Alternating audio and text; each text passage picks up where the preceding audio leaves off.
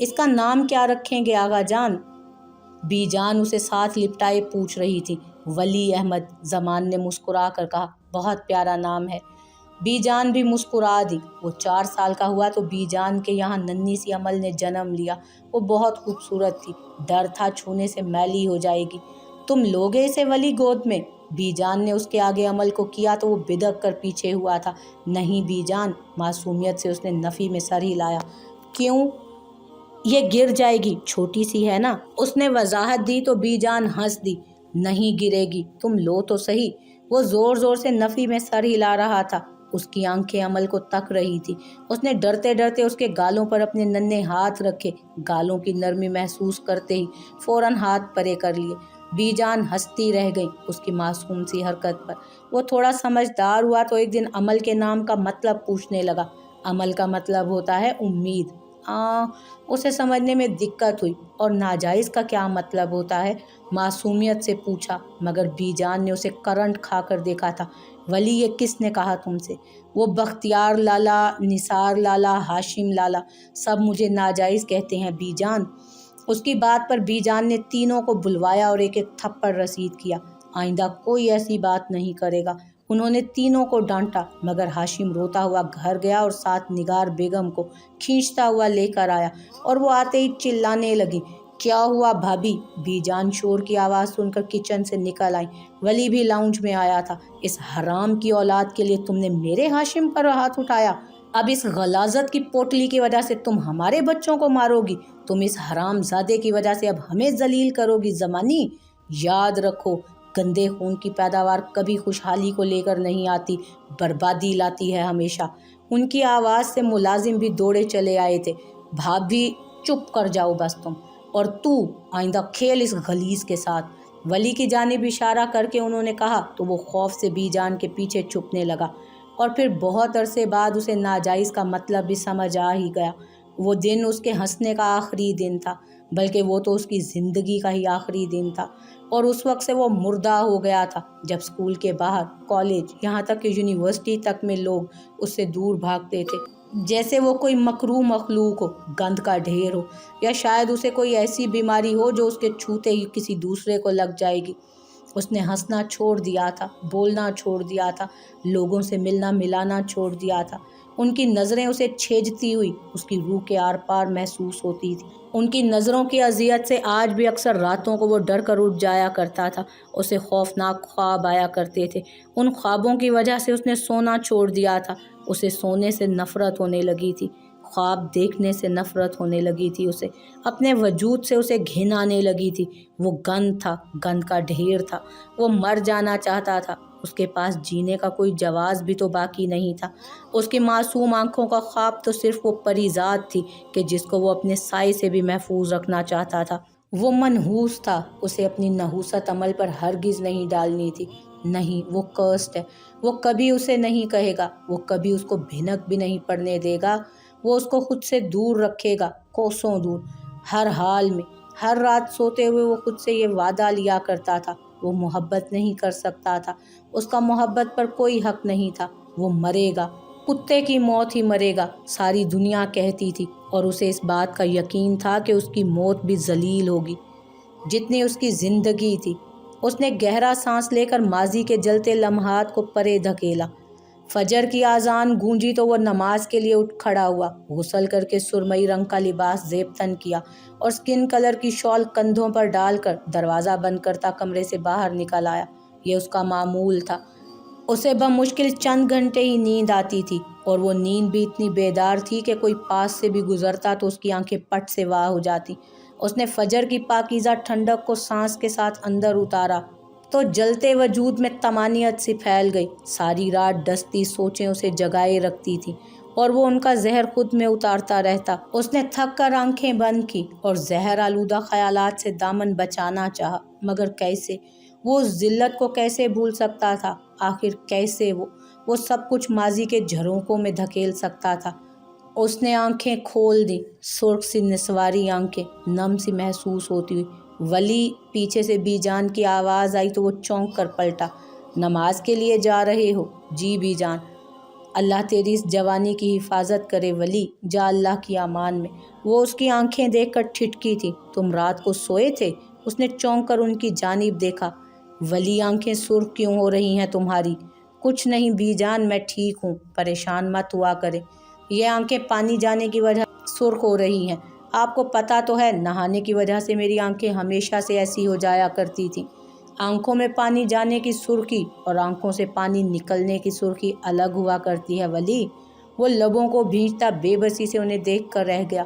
سوچ بھی نہیں سکتا تھا کہ وہ اسے یوں براہ راست آگاہ کریں گی کہ وہ اس کے اندر کی سرخیاں اپنے اندر سموئے رہتی ہیں۔ اللہ تیری حفاظت کرنے والا ہے، جاؤ جا کر نماز پڑھو۔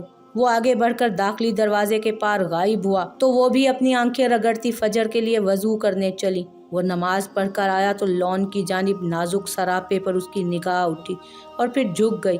وہ لون کی ٹھنڈک میں نماز پڑھ کر فارغ بیٹھی دور آسمان کو تک رہی تھی۔ اتنی ٹھنڈ میں باہر کیا کر رہی ہیں؟ اسے اچنبھا ہوا۔ اس نے نظر انداز کر کے آگے قدم بڑھائے مگر وہ بے اختیار اسے پکار بیٹھی۔ اس کے مضبوط قدم زنجیر ہوئے۔ اس آواز پر تو ساری زندگی بھی ٹھہرا جا سکتا تھا۔ جی بی بی۔ وہ اس سے کچھ فاصلے پر رک گئی تھی۔ آپ کی طبیعت کیسی ہے؟ بی جان بتا رہی تھیں کہ آپ کچھ ٹھیک نہیں لگ رہے تھے، کیا ہوا ہے؟ آپ بالکل بھی اپنا خیال نہیں رکھتے ولی۔ اسے اندازہ بھی نہیں تھا کہ وہ حال پوچھتے پوچھتے اسے ڈانٹنے لگی تھی۔ وہ اس کی فکر پر تلخی سے مسکرایا۔ مجھے کچھ نہیں ہوتا بی بی، ٹھیک ہوں میں، بہت سخت جان واقعہ ہوا ہوں۔ وہ سر جھٹک کر تلخی سے بولا۔ ایسے نہ کہیں ولی، چلے میں ایسا نہیں کہتا، ساری دنیا کہتی ہے کہ اتنی ذلت کے بعد بھی نہیں مرتا ہے، ایسے نہ کہا کریں ولی۔ اب کہ اس کی التجا بھیگنے لگی تھی۔ دنیا جو بھی کہے، اس سب میں آپ کا کوئی قصور نہیں۔ جو ہوا اس سب میں قصوروار آپ نہیں ہیں ولی، یہ دنیا کا قصور ہے۔ اس کی ظالم روایتیں، جھوٹی عمارتیں قصوروار ہیں۔ آپ تو معصوم ہیں، اس سارے قصے میں آپ مظلوم ہیں۔ یہ دنیا ظالم ہے، خود کو اذیت دینا چھوڑ دیں، یہ حد تھی۔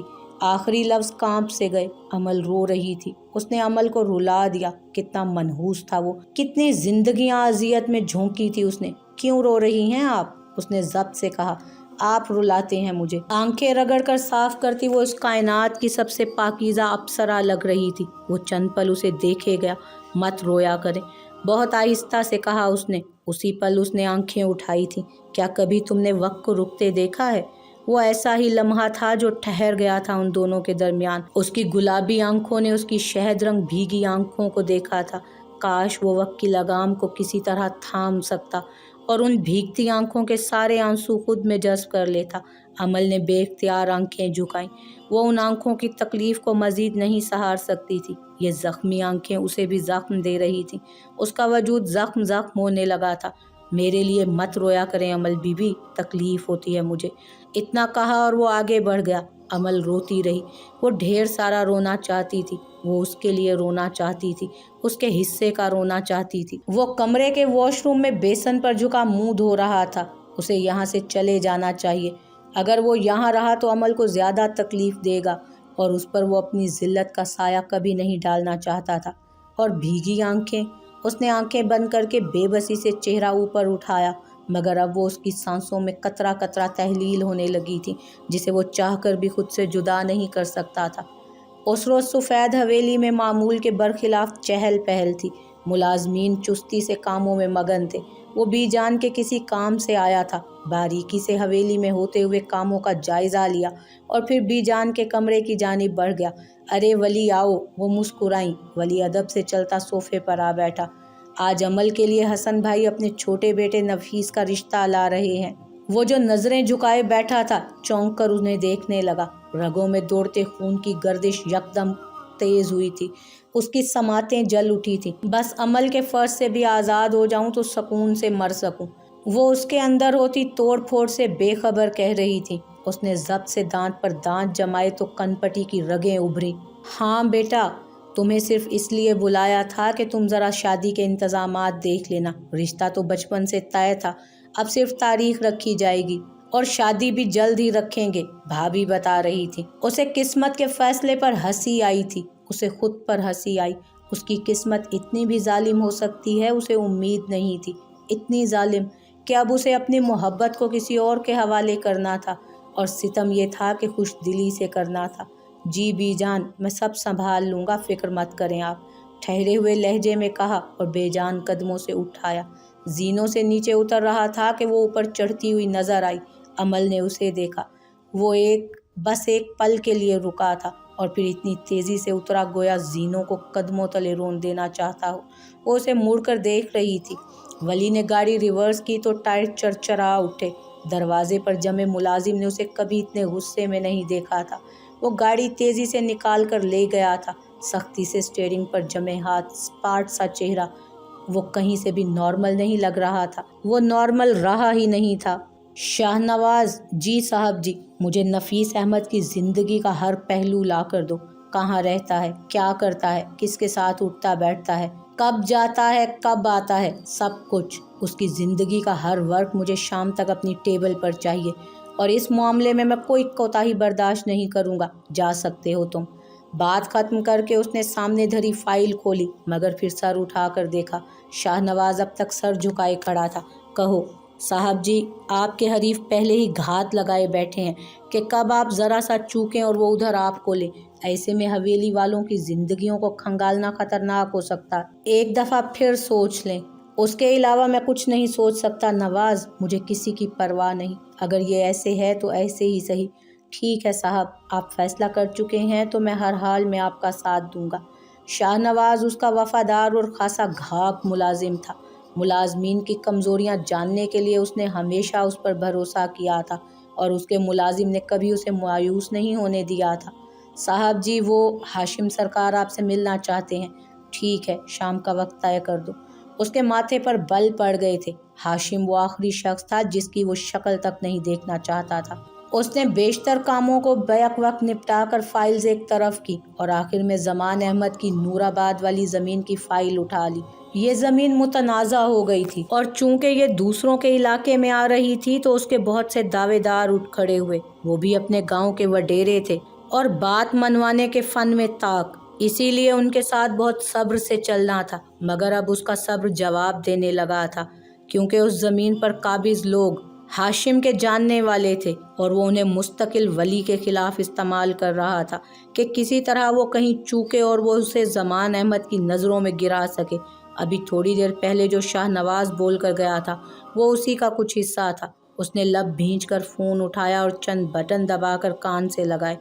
मोहसिन, नूराबाद वाली ज़मीन के जितने भी दावेदार हैं उनके नाम, पते और उनकी सरगर्मियों की सारी रिपोर्ट्स मुझे जमा करके दो और देर बिल्कुल भी मत करना। अब इस काम को मज़ीद लटकाना नुकसान देगा।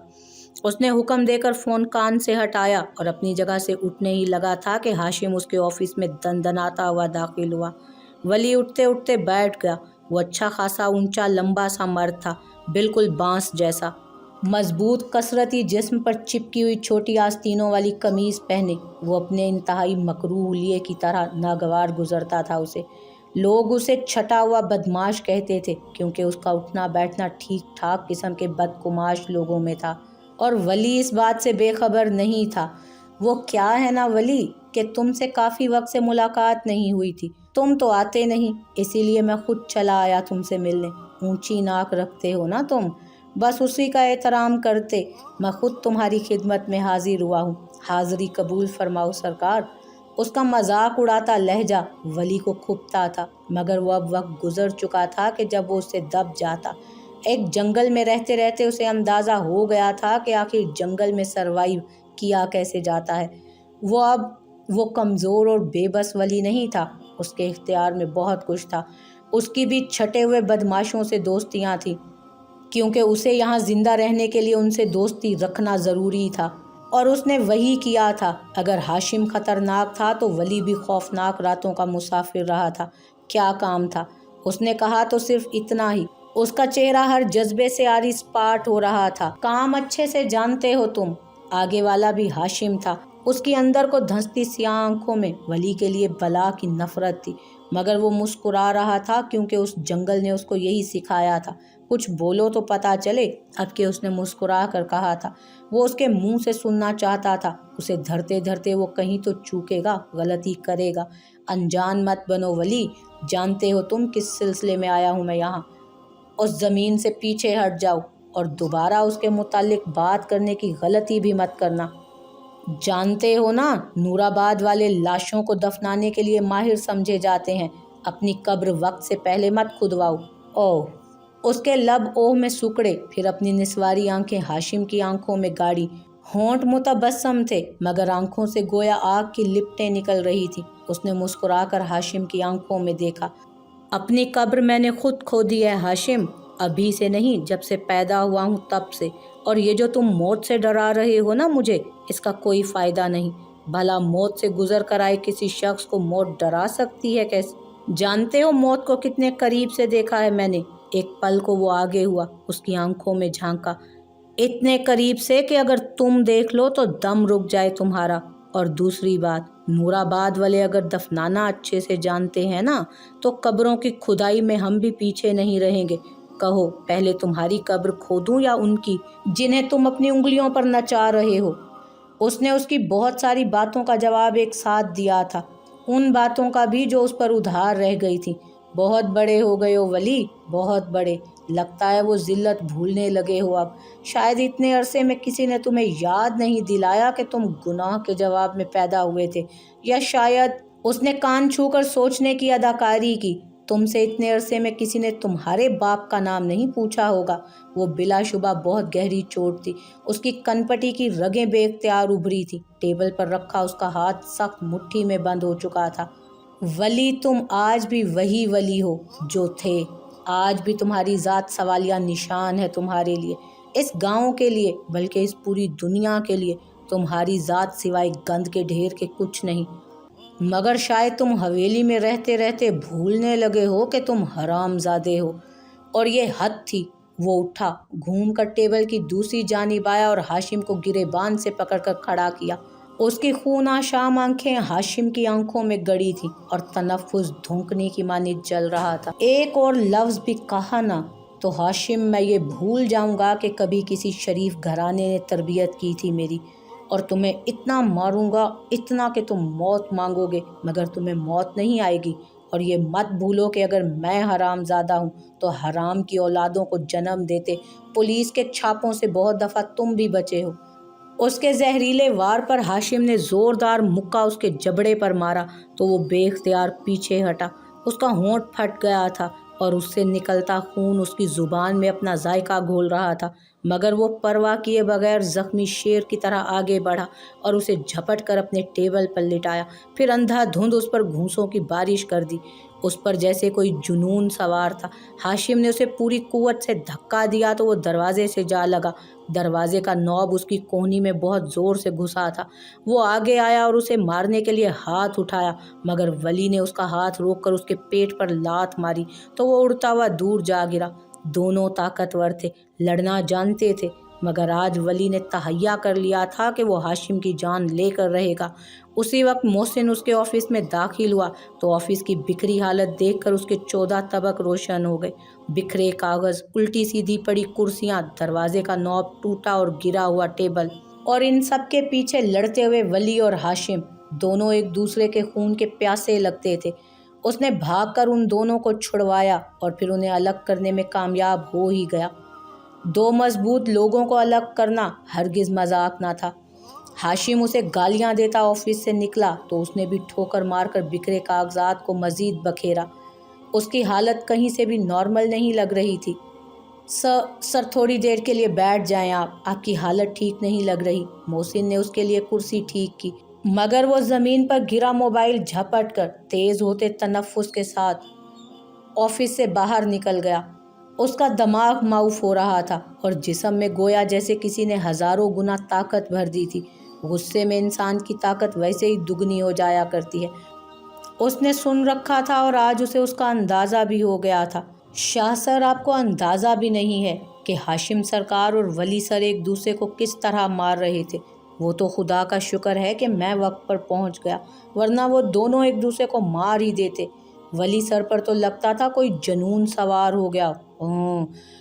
اسے بے اختیار جھرجھری آئی تھی۔ تم نے غلط وقت پر جا کر سارا کام خراب کر دیا محسن۔ زیادہ خود کو داد دینے کی ضرورت نہیں ہے وقت پر پہنچنے کے لیے۔ وہ لڑائی میں نے ہی پلان کی تھی۔ شاہ نواز نے انتہائی سکون سے کہہ کر اسے بے سکون کر دیا تھا۔ محسن آنکھیں پھیلائے اس تک آیا اور ہاتھ میں پکڑا ریوالور الٹ پلٹ کر دیکھا۔ کیا مطلب آپ نے؟ لیکن کیوں؟ کہیں آپ ولی سر کو دھوکہ تو نہیں دے رہے شاہ سر؟ آخر میں وہ مشکوک ہوا تو شاہ نواز نے اس کے سر پر چپت لگا کر اسے پرے کیا، پھر آرام سے بتانے لگا۔ جب دل میں دشمنی کے غبار پکنے لگے نا محسن، تو بہتر یہی ہوتا ہے کہ انسان چیخ چلا لے، جس پر غصہ ہے اسے مار کر اپنے اندر پکتا لاوا باہر نکال لے۔ اس سے مسئلہ حل ہو نہ ہو، انسان کی ذات کو ایک گنا سکون ضرور ملتا ہے۔ جس پر غصہ ہو اسے مار کر انسان کی اپنی ذات آسانی میں آ جاتی ہے۔ اسی لیے کبھی کبھی ہاتھوں کی لڑائی بہت ضروری ہوتی ہے۔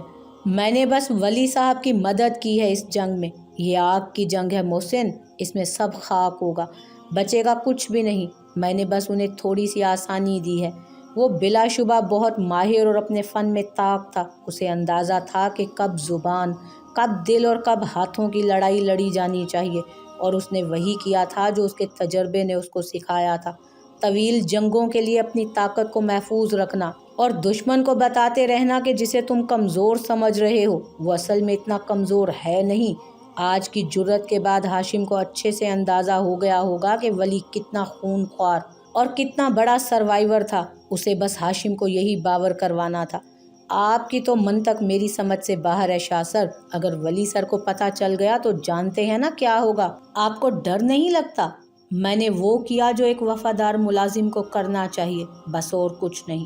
تم اپنے دماغ پر زیادہ بوجھ نہ ڈالو، اور یہ بتاؤ جو کام تمہیں ولی سر نے کہا تھا وہ کیا؟ اس نے فائلز کی ورق گردانی کرتے ہاتھوں کو روک کر پوچھا تو محسن نے خاکی لفافہ اس کی جانب بڑھایا۔ وہ لوگ اچھے خاصے خطرناک لوگ ہیں شاہ سر، آپ سر ولی کو ضرور آگاہ کر دیجئے۔ میں اب چلوں گا۔